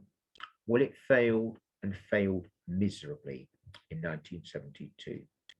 One of the reasons is you look up the person who came 4th in that year and also equal 10th, which is Egyptian greats Hani Mustafa and Ali Abu Grisha. The reason I say you look them up is something very interesting happened, and it showed they didn't know that this had happened. And that is 1967, after the war with Israel, the Egyptian Football League and Cups was cancelled by then President Gamal Abdel Nasser. That remained the case, but they were playing in the African Cup of Champions clubs. So, but it remained the 1967 champions. Eventually, the league was restored for the 1971-72 season. Well, everybody knows this. All the African football journalists know Egyptian football was back on track 1971 to 72. So the 71-72 season begins in 1971. That's fine. What they didn't tell you and they didn't realize is in December 1971, there was a riot between the supporters of Al Ahly and Zamalek, and the league was postponed again. It was cancelled. That means that all the matches of the 71-72 season that were supposed to have taken place in 1972, and the same applies in the Egyptian Cup, didn't happen. Some people refer to the Brazil Independence Cup, which is an unofficial tournament, and it only involved at most 4 matches for the African players.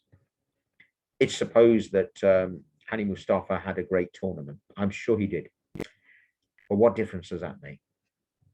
In 1972, you have the 72-73 season as well. So you have from October onwards, there are a few matches to the end of the year of 1972.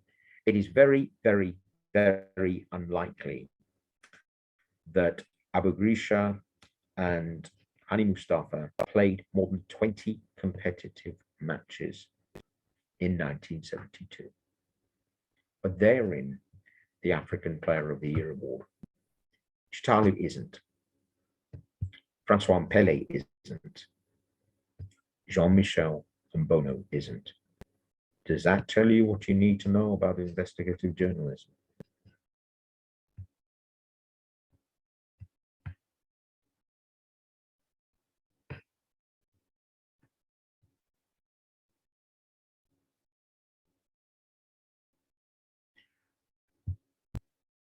Mike, you had another question.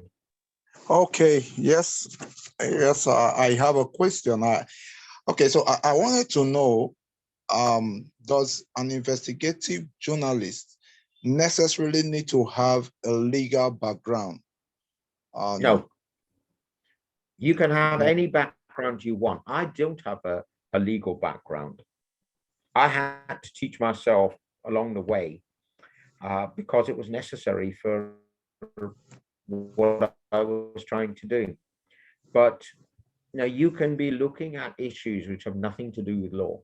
It comes up that law will have its impact in terms of, are you allowed to say this? Is there risk of defamation? All these type of things you will have to look at, but you don't need a legal background at all.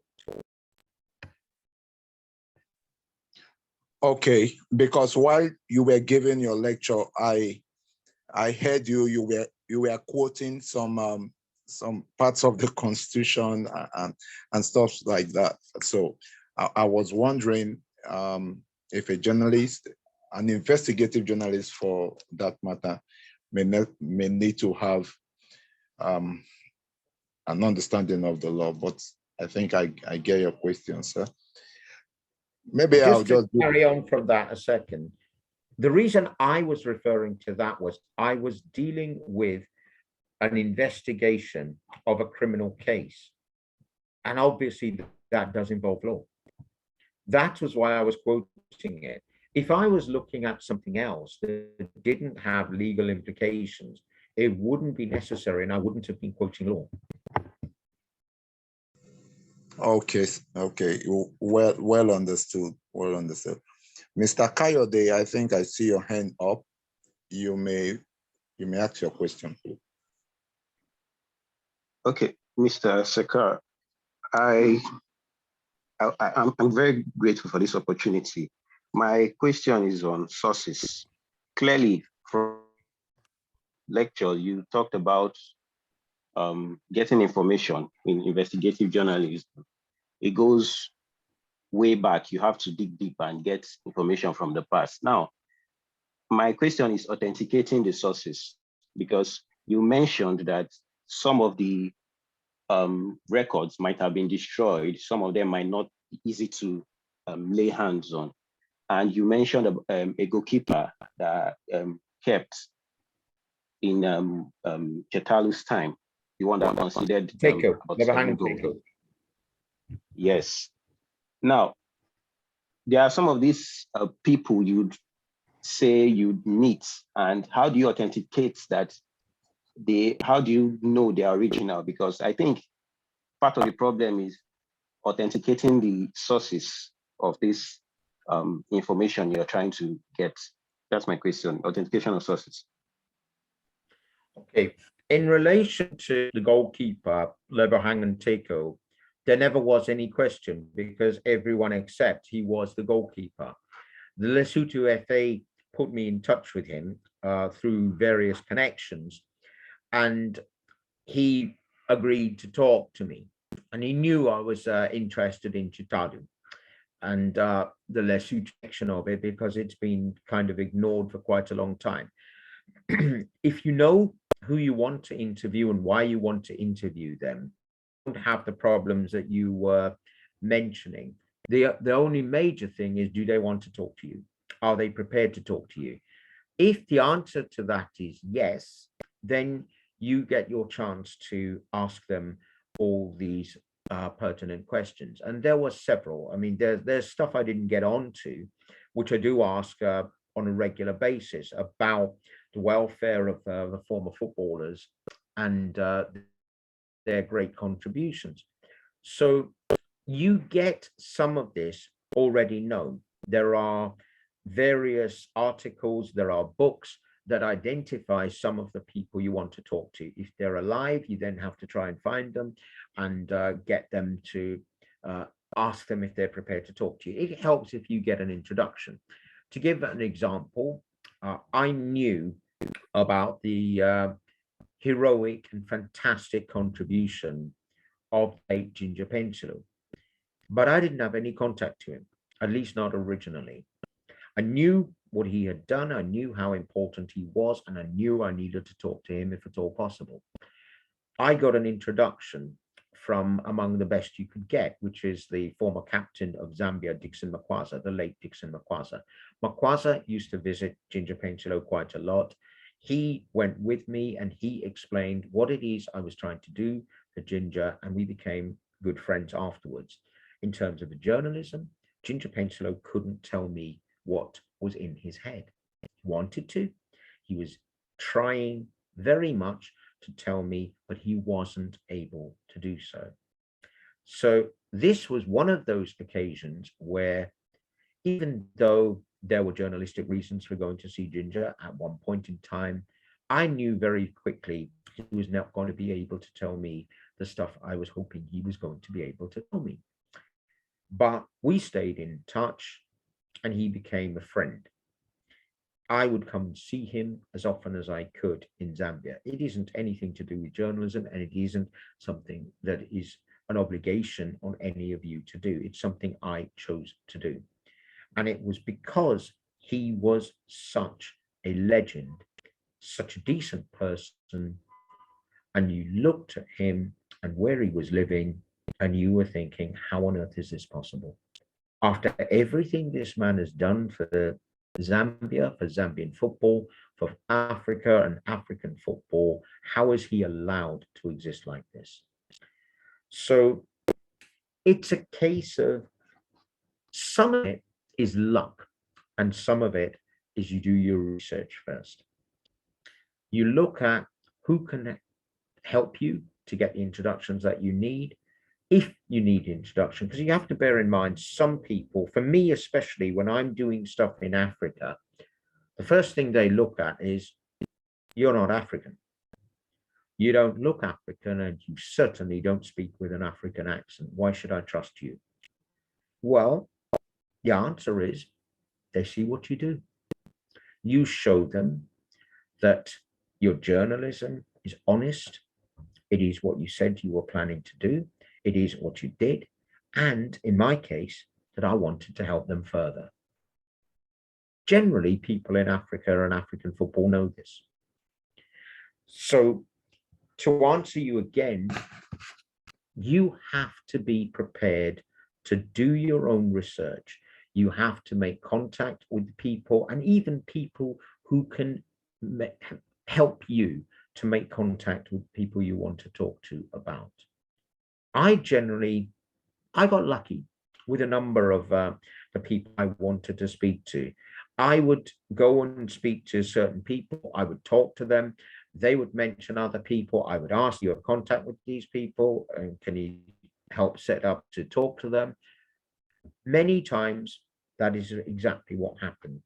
But I was going to talk more about this in another session if we get it, because this needs proper time to explain what was going on and what I was doing and how I was using my journalism to try to make the world a better place. Thank you very much, Mr. Sekar. You're welcome. All right, Mr. Sekar, I wouldn't know. Guys, I don't know, do we still have a question for a lecturer? Yeah. Okay, so I consider you a great investigative journalist, hearing all like you said and your experience. But I want to know, in course of doing your job, have there been any occasion where your personal security has been threatened, or you've come to a close shop in course of trying to do your job? My safety's never been threatened, personal safety. There have been occasions where it's come to a conclusion because you couldn't get the assistance needed and it didn't develop the way that it should have done. That again is something I was going to deal with in the second part, because what I wanted to do was help the legends of African football who didn't just put their bodies on the line, they put their liberties and even lives on the line in opposing colonialism and white supremacy. Football played an important part in doing that, in Africa especially in the 1950s onwards, but especially in the 1960s. Okay, sir. I get that part, because you just spoke to us about a couple of things, and in this part of Africa, Nigeria, most of our journalists, they don't really go all out to expose stories, bring out the truth, fight injustice. That's because of the repercussions that will come to them in course of trying to do that. There are no laws that protect investigative journalists or even journalists as a whole, and so sometimes they shy away even when they say the truth, and I think it's not good enough. It's not good enough. Yeah. I wouldn't know. You have some couple of time to want to still continue with the lecture, maybe at about 30 minutes or so. That's if you still have lecture. No, I don't have the time to do it now. I have an appointment which I'm going to have to leave for within the next sort of 15 minutes or so. What I can do is, if there are any questions, I will take them, but I can't do more than 10 minutes because I really do have to go. Okay, sir. Okay. All right, that's fine. That's okay.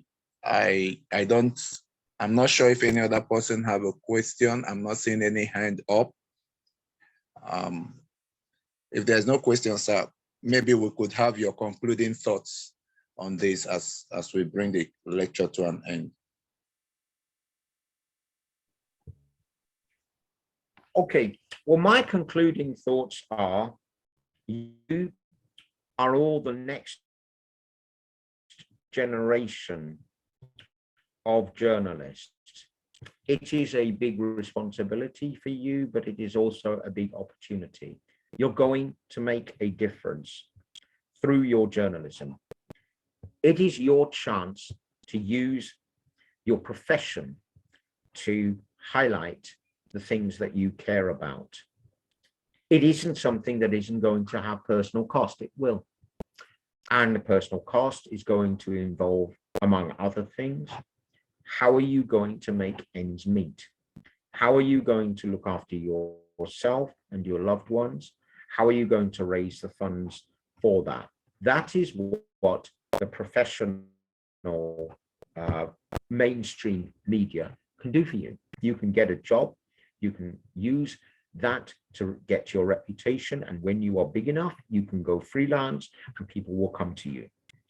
You can also highlight the things that you care about through social media.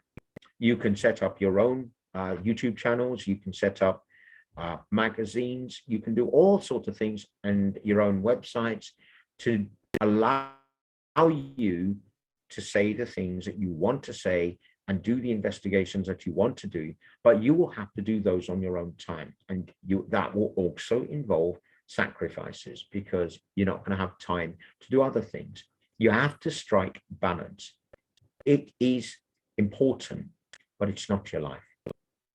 It is something that allows you to be passionate about the things that you care about, to highlight the things that you care about, to raise the things that you want raised yourself. It is your opportunity. You can take it as far as you can. And I know that in the future, I'm going to be seeing a lot of you. I hope so. And I will be there for you when you need to ask questions to me, if I can help you with my experiences, but you have your own journey to make. You have your own path and your own issues to highlight, and that must come first. Don't let anybody tell you what you should care about, because you can't tell anybody else that. People care about whatever matters to them, and it's the same with you. You may well be affected by other people's stories, and you may well want to help them, and I hope you do. But what I want you to know as well is that when I started talking about all of this, I was telling you about the Lynnette White case and the investigation that I did. Now, I don't blame mainstream media for not doing as good an investigation as should have been done, for not exposing everything, because nobody was going to give the time and resources to do that. However, I still think the programs that they did could have been a lot better. I was able to do this because I chose to, and I got some support to do it. For example, my late mother, if she hadn't been as supportive as she was for what I was trying to do and why I was trying to do it, I couldn't have done it. It's as simple as that. She was wonderful. She didn't get the appreciation that she should have got from me. And that's something I will always regret. But don't live your life on regrets. You can't change them. What you can do is make the future better, and I hope you do. Absolutely, absolutely. Thank you so very much, Mr. Sekar. It's been a wonderful 2 hours of lecture. I've personally learned a lot. And just like you said, we do hope you will see us in the future as bigger, better journalists. So I want to thank you on behalf of my colleagues, my classmates, for taking out time to really impact us. We trust God that we are going to put into practice everything that we have learned. Thank you so very much, sir. I don't know if you want to leave your social media handle, if you have any. Maybe someone wants to reach you. I will. Okay, I will send my contact details to Sammy and others as well, and they will send it out. You can contact me through WhatsApp quite easily, and also by email. But other than that, I'm on the move a lot, so it's kind of difficult. All right. Thank you so very much. It's a great honor and privilege. Thank you, sir. You're all welcome. Thank you. All right. Okay, so guys, this is where we bring the class to an end today, and we've learned quite a lot from Mr. Satish Sekar, and I do hope we'll put into practice all that we've learned. All right.